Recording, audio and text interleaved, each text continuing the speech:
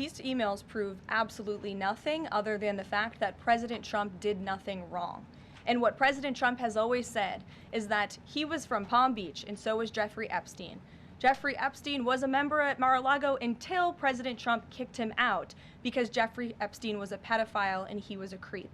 And this email you refer to with the name of a victim that was unredacted now and has since been reported on in this room, so I will go ahead and say it, Virginia Giuffre. And it was CBS's own reporting, Ouija, that recently wrote that Miss Giuffre maintained, and God rest her soul, that she maintained that there was nothing inappropriate she ever witnessed, that President Trump was always extremely professional and friendly to her. And so I think it's a question worth asking the Democrat Party, and you should all go ask them after this briefing, of why they chose to redact that name of a victim who has already publicly made statements about her relationship with Jeffrey Epstein and is unfortunately no longer with us. Are you still talking about Jeffrey Epstein? This guy's been talked about for years. Are people still talking about this guy, this creep? That was President Donald Trump in July this year, offering a very different opinion of Jeffrey Epstein than he once shared publicly. In 2002, long before he became president, Trump told New York Magazine he'd known Jeffrey Epstein for 15 years and called him a terrific guy. He's a lot of fun to be with. It is even said that he likes beautiful women as much as I do, and many of them are on the younger side, Trump told the magazine. Over the years, the two have been spotted many times in public together. This NBC video shows Trump and Epstein socializing in 1992 at a party at Trump's Mar-a-Lago estate. The video, released in 2019, shows Trump appearing to say to Epstein, "Look at her back there, she's hot," while Epstein smiles and nods. Former swimsuit model Stacey Williams, who dated Epstein in 1993, told CNN in an interview Trump was Epstein's wingman. They were best friends. They were very close. The two men flew together as well. These flight logs show Trump traveled on Epstein's jet 4 times in 1993, twice in 1994, and once in 1995 and in 1997. The logs were made public during Ghislaine Maxwell's 2021 trial, where she was convicted of sex trafficking, among other things. Epstein also attended Trump's wedding to Marla Maples at New York's Plaza Hotel in 1993. In 1997, Trump added this personal note to Epstein inside a copy of his book, The Art of the Comeback. It reads, "To Jeff, you are the greatest," according to the New York Times. That same year, the two men were photographed together at Mar-a-Lago. This exclusive CNN video shows Epstein and Trump chatting in 1999 before a Victoria's Secret fashion show. Despite all of that, during a court deposition here in Palm Beach in 2010, Epstein refused to answer many questions about his association with Trump. And Trump has continued to try and distance himself from Epstein as recently as July. This was the story he told about kicking Epstein out of Mar-a-Lago. He took people that worked for me, and I told him don't do it anymore, and he did it. I said, stay the hell out of here. More recently, Trump had to answer about a letter bearing his name found in a birthday book created by Ghislaine Maxwell for Epstein's 50th birthday. The letter, according to the Wall Street Journal, contained the outline of a naked woman and a message, "Happy birthday, and may every day be another wonderful secret." Trump denied authoring the letter and sued the Journal for defamation. It's not my signature, and it's not the way I speak. And anybody that's covered me for a long time knows that's not my language. Randy Kay, CNN, Palm Beach County, Florida. When are you going to swear in Congresswoman-elect Adelita Grijalva of Arizona, who was elected way back in September? Yeah, just as I promised, as soon as we get back to legislative session. So, I mean, before we have this vote that we're talking about, she'll be administered the oath. That's After what we the always House say. gavel's in, but before the vote. Right, yeah, sure, as soon as we get started, yeah. And then she has said that she is going to be the 218th vote to force the discharge petition to release the Epstein files, et cether, et cetera. She has the right. I mean, that's immaterial to us. It's now a moot point, by the way. The Oversight Committee has been delving in deeply to the Epstein investigation, and they've released 43,000 pages of the Epstein files, more to come. Subpoenas are being complied with. By the way, the latest batch was the Epstein estate files that is not even considered in the discharge petition, was never mentioned. But that was a treasure trove of information, and they released his personal logs, his flight logs, his financial records, and even his daily calendar. So there's plenty of oversight. All of that information is going to be released to the public. The only thing they're redacting, Jake, is the names of the innocent victims, Sure. and we insisted upon that, and everybody of common sense understands why that is. Of course, the survivors. Speaker Rick Johnson, thank you so much. Really appreciate your time. I hope the government opens. Yes, me too. Thank you. Thanks so much. Former relationship with Jeffrey Epstein, all been explained. I think this is a massive distraction by the Democrats while we're trying to get the government reopened and covered for their mistakes. And I find it interesting that the press corps didn't ask all these questions for 4 years during the Biden administration. But the president is the one who wanted all these documents out. Why not release all these documents now? He's for maximum transparency. He said it as recently as a couple of days ago, and I talked to him about it today. He's for everything coming out. Always has been. Provision that you just said that you're going to have a suspension vote to repeal next week. Did you know that provision was? No, I found out about it last night. I was surprised. I was shocked by it, and I was angry about it. To be honest. Did you talk to Booth about it? I talked to him about it today. About 20,000 pages of documents from the estate of convicted sex offender Jeffrey Epstein were released by the House Oversight Committee this week. Ahead of that fuller release, Democrats on the committee made public several emails from Epstein that mentioned Donald Trump by name in various circumstances. The emails that began almost 15 years ago were obtained by the GOP-led panel after it subpoenaed Epstein's estate earlier this year. The first group of records from the estate were released by the committee in September. Trump has referred to the saga as the Jeffrey Epstein hoax and has consistently denied any wrongdoing. These emails prove absolutely nothing other than the fact that President Trump did nothing wrong. And what President Trump has always said is that he was from Palm Beach and so was Jeffrey Epstein.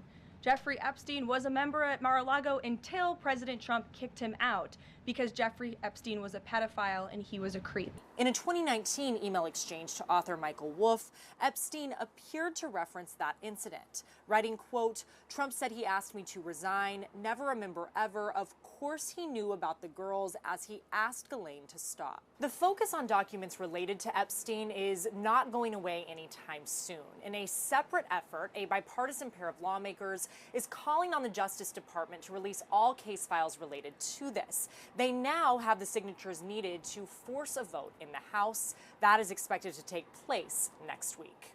At the White House, I'm Julia Benbrook.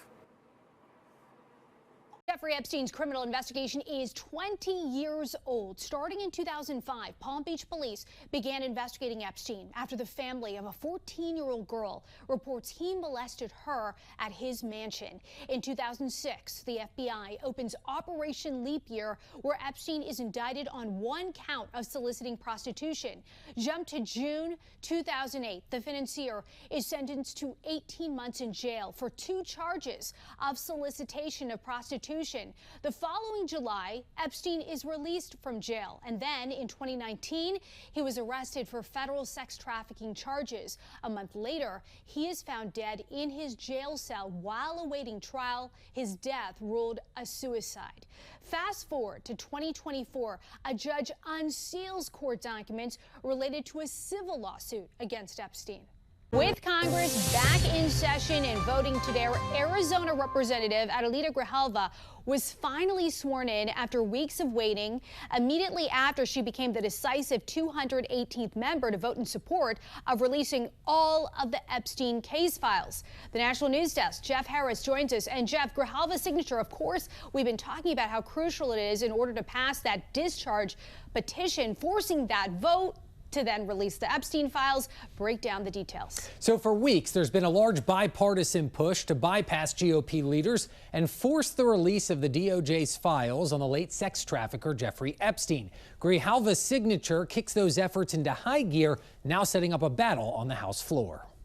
Immediately after being sworn into Congress Wednesday, Grijalva casting the decisive signature on a discharge petition to force a vote on releasing the DOJ's Epstein files. That's what the American people expect us to do.